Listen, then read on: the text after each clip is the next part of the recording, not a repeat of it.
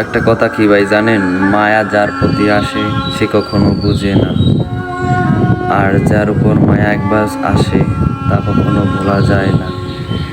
একটা মেয়েকে ভালোবাসছিলাম, ভালোবেসে ঠকে গেছি। ইনশাআল্লাহ তার প্রতি ভালোবাসা কোনো দিকটা কমতি ছিল না। সে ছেড়ে চলে গেছে, ভালো একটা ছেলে পাইছে, তাকে বিয়ে করে ভালো আছে, সম্পর্কটা ভালোই ছিল। সে মাঝখান থেকে ছেড়ে চলে গিয়ে একটা বিয়ে করে নিছে, বাট নিজের চোখের সামনে প্রিয় মানুষটাকে অন্যের হাতে দেখাটা অনেকটা কষ্টকারক ভাই।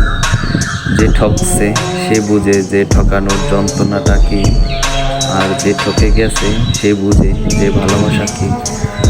একটা কথা কি জানেন ভাই, ভালোবাসা বলতে কিচ্ছু হয় না। তোমার টাকা আছে, তোমার কাছে ভালোবাসা আছে, তোমার টাকা নাই, তোমার ভালোবাসা নাই। তুমি চাকরি করবা, টাকা আছে বা অন্য কিছু আছে তোমার কাছে, দেখবা তোমার কাছে ভালোবাসার কোনো অভাব নাই।